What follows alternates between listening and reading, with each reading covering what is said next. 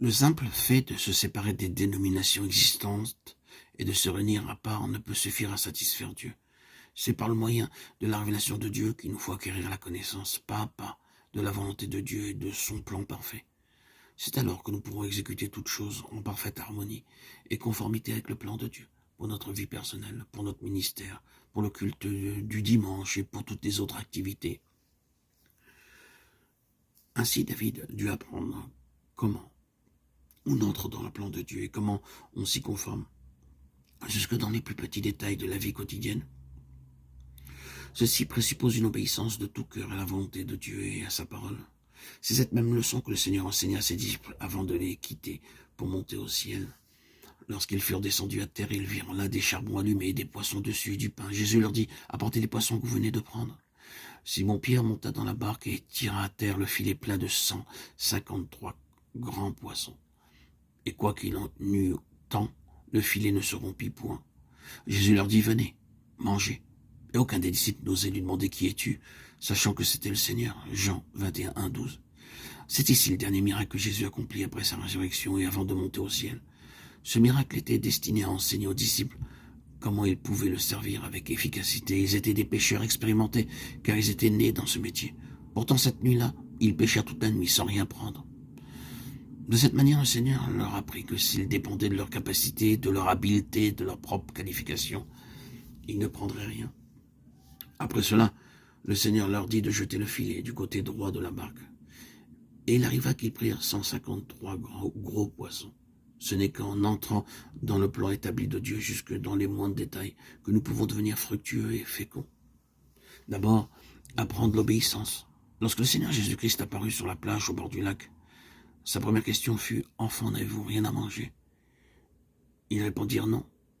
Par là même, ils avouaient leur stérilité, leur faillite. Ensuite, le premier ordre, jeter le filet du côté droit. Ils obéissent. Puis le second ordre du Seigneur. Poissons, je suis votre créateur, obéissez-moi.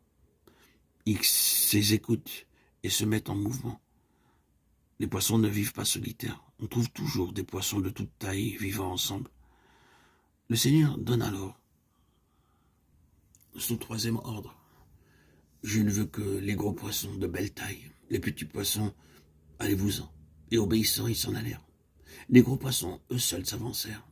Quatrième ordre, poissons, avancez-vous à la queue leu. Ainsi, malgré leur nombre, le filet ne se rompit point, car selon le commandement du Seigneur, ils vinrent en bon ordre. Ils étaient 153 gros poissons. Et s'ils étaient venus tous ensemble, en bloc, peut-être se seraient-ils bousculés ou querellés, et le filet aurait été rompu. C'est pourquoi le Seigneur ordonna, venez, l'un après l'autre, sans vous disputer. De même, si nous marchons selon l'ordre divin, nous aurons du fruit. Ensuite, ils amenèrent les poissons sur la plage et trouvèrent là 3 choses. Le feu, les poissons et le pain. Ce n'étaient pas des poissons provenant du marché et le pain ne provenait pas du boulanger. Mais c'est le Seigneur qui, de ses propres mains, avait préparé du feu, des poissons et du pain. Il n'avait pas besoin d'aller chez les marchands pour leur procurer de la nourriture. C'est de ses propres mains, ses mains percées par les clous, qui leur avait préparé la nourriture. Il leur apprit ainsi que s'ils lui obéissaient, il se portait lui-même garant de satisfaire tous leurs besoins. Inutile d'être anxieux ou angoissé, car il est un sauveur plein d'amour et un sauveur vivant. En lui obéissant implicitement et en se confiant à lui de tout cœur, on constatera alors que nos besoins sont pleinement satisfaits. C'est ainsi que nous serons en mesure d'apporter beaucoup de fruits, en vivant dans son plan divin parfait, tant sur le plan individuel, familial que corporatif. C'est pourquoi Dieu a besoin d'instruments qui ressemblent à David, des instruments qui savent comment vivre en parfaite harmonie, en pleine conformité avec le plan divin.